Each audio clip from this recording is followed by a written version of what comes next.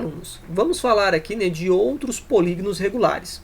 No caso, pessoal, vamos falar aqui do polígono regular quadrado. Galera, quando eu falo do polígono regular quadrado, eu também tenho algumas relações métricas, tá, que envolvem esse quadrado, certinho? Pessoal, lembrando que eu estou tratando aqui o lado do quadrado como L, certo? Esse R, certo, galera? Ele é o raio da nossa circunferência, ok? E esse raio da circunferência, ele também vai ser um dos lados do nosso triângulo isósceles, beleza? Que vai ser formado aqui a partir do nosso polígono regular. E lembrando que o nosso A, tá, pessoal, ele representa o apótema desse triângulo aliás, representa o apótema do nosso quadrado, que é a altura do triângulo isósceles, beleza? Bom, pessoal, se você quiser calcular o lado de um quadrado regular em função da medida do seu raio, né, do raio da circunferência, a gente pode fazer isso utilizando essa regrinha, tá, pessoal? L, que é igual a raio que multiplica a raiz quadrada de 2, beleza? Professor, como é que chega-se nessa regrinha? Pessoal, basta você aplicar aqui, olha, a lei dos cossenos, igualzinho nós fizemos, né, no vídeo anterior. Bom, basta você calcular aqui este ângulo central, né, que neste caso aqui 360 dividido por 4 vai dar 90, então veja que esse ângulo aqui é de 90 graus, certinho? E aqui você quer calcular esse lado, não é isso? Beleza. Pessoal, lembrando que você pode então aplicar aqui, né, a lei dos cossenos. L ao quadrado, que vai ser igual a, né, pessoal, o nosso raio ao quadrado, mais o nosso raio ao quadrado, menos 2 vezes o valor do R, vezes o valor do R de novo, vezes aqui, né, pessoal, o cosseno de 90 graus, beleza?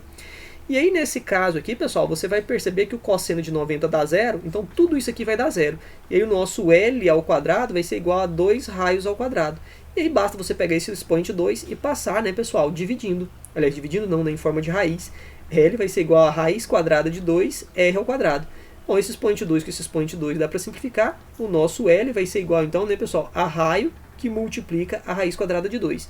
Então, pessoal, essa regrinha aqui, a gente encontra essa regrinha aplicando, tá, pessoal, a lei dos cossenos. Então você nem precisa ficar memorizando isso, beleza? Mas se memorizar é bom porque você ganha tempo, tudo bem? Mas eu sei que é difícil a gente ficar memorizando esse tanto de regra, e é bom a gente memorizar só as coisas mais importantes. Maravilha.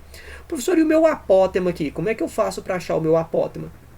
Bom, galera, do mesmo modo, tá, que a gente fez lá no vídeo anterior, você também pode calcular esse apótema, tá, aplicando aqui, tá, pessoal, as razões trigonométricas, certinho? Nós sabemos que esse ângulo de cima aqui, ele vale 90, certo? Se esse lado aqui, pessoal, tem a mesma medida que esse, o triângulo ele é isósceles. Se o triângulo é isósceles, tá, pessoal, esse ângulo aqui, ó, tem a mesma medida que esse. E que nesse caso, né, pessoal, vai ser 45 graus. Vocês concordam que aqui vai ser 45 e aqui também vai ser 45? Né, porque sobrou 90 graus para distribuir entre esses dois ângulos, tem que ser o 45. E aí, para você calcular esse apótema, né, pessoal, você vai fazer o seguinte. Para calcular esse apótema, você vai usar as razões trigonométricas. Pessoal, cateto oposto dividido pela... Aliás, cateto oposto e a hipotenusa, certo? Cateto oposto e hipotenusa não é o seno? Então vai ficar assim, ó, seno de 45 graus, certo, pessoal? Vai ser igual cateto oposto, que é o nosso A, e a nossa hipotenusa, que nesse caso é o R. E aí, pessoal, quando você desenvolver essas regrinhas, essa ideia aqui, você vai perceber que você vai chegar que seu apótema é igual ao raio, que multiplica a raiz quadrada de 2, dividido por 2, beleza? Bom, se você quiser memorizar essa regrinha, é interessante, tá? Mas eu prefiro aqui, né, ou aplicar o teorema de Pitágoras, ou você aplicar as razões trigonométricas e você chegar nesse resultado, beleza? Muito bem, pessoal. Outro polígono regular importante que aparece muito nos exercícios, tá, pessoal, é o nosso pentágono. O que a gente sabe? Que esse lado é igual a esse lado, que é igual a esse lado, que é igual a esse lado, que é igual a esse lado, certinho? Então, todos esses L's, né, têm a mesma medida. E vejam, pessoal, que do centro da circunferência até um dos vértices do triângulo, tá bom, pessoal? É o nosso raio, certinho? Nosso triângulo não, do nosso polígono é o nosso raio, certinho? Muito bem. E aí, pessoal, olha, quando você tem aqui, né, esse outro raio aqui, nós vamos ter então um triângulo isósceles, certo? Veja bem. E aí o nosso pentágono, tá, pessoal? Quando você unir aqui, eu vou ter mais um outro triângulo isósceles, eu vou ter aqui, ó, mais um outro triângulo isósceles, mais um outro triângulo isósceles e mais um outro triângulo isósceles. Se eu tenho um pentágono, pessoal, eu tenho 5 triângulos isósceles. Maravilha? Então são 5 triângulos isósceles. Professor, qual é a regrinha que relaciona o lado, né, esse lado L aqui, ó, do pentágono, com o valor do raio? Pessoal, nós não temos uma regrinha de forma prática como essa, tá? E a explicação é muito simples. Se você pegar o 360 e dividir por 5, este ângulo central aqui, pessoal, vai dar o valor de 72 graus, certinho? E 72 graus não é um valor, tá, pessoal, conhecido daquela tabelinha lá, né, para os nossos ângulos notáveis. Porque a gente tem lá 30, 45 e 60, né? Então não vai ser ali um ângulo notável. Por esse motivo, pessoal, a gente não vai ter aqui uma regrinha, tá, para calcular o nosso L de maneira prática, igual foi apresentada para o triângulo, igual foi apresentada aqui para o nosso quadrado, certo? E nem para o nosso apótema também, certinho? Professor, mas como é que eu faço para calcular o L? Aplica a lei dos cossenos. Mas para isso você iria precisar saber, né, quem é o cosseno de 72 graus. E aí a gente precisaria consultar aquela nossa tabelinha trigonométrica. Do mesmo modo, tá, pessoal, para calcular o apótema, né, aqui, ou você poderia utilizar, então, o teorema de Pitágoras ou as razões trigonométricas.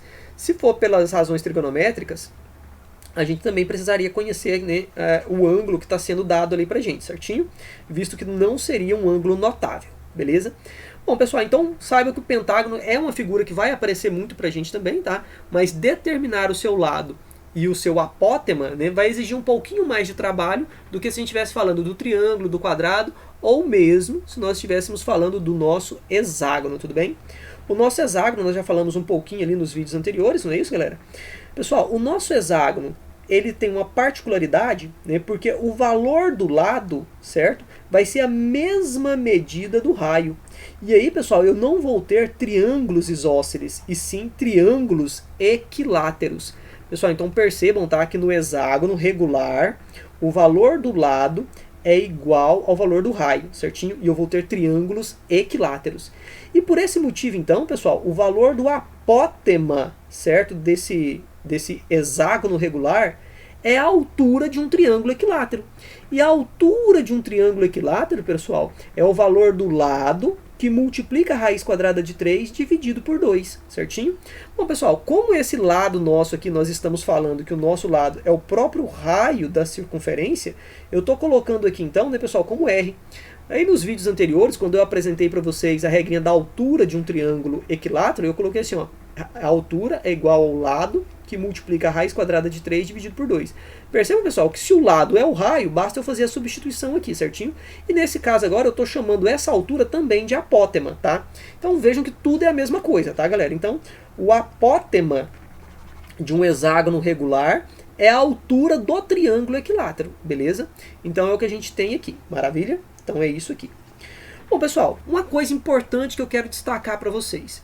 A área de qualquer polígono regular é calculada de uma maneira muito simples. Como? A área de qualquer polígono regular, pessoal, ela é calculada da seguinte maneira. P vezes A.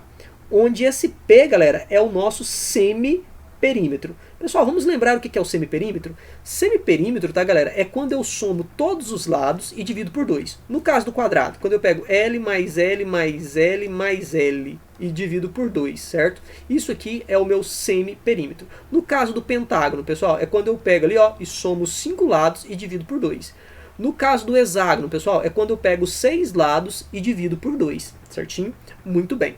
Agora, pessoal, por que a minha regrinha, né, para calcular a área de qualquer polígono regular é eu pegar o semiperímetro e multiplicar pelo apótema? Por quê? Galera, vamos pensar aqui, ó, vamos pensar aqui no nosso pentágono. Vamos olhar aqui para o nosso pentágono, que é para essa figura aqui, tá, galera? Vamos olhar para esse carinha aqui. Bom, pessoal, para mim poder calcular a área deste polígono regular aqui, que é esse pentágono, uma das estratégias que eu posso fazer, pessoal, é calcular a área desse triângulo isósceles, certo? E multiplicar por 5. Porque eu já sei, né, pessoal, que um pentágono ele pode ser dividido em 5 triângulos isósceles.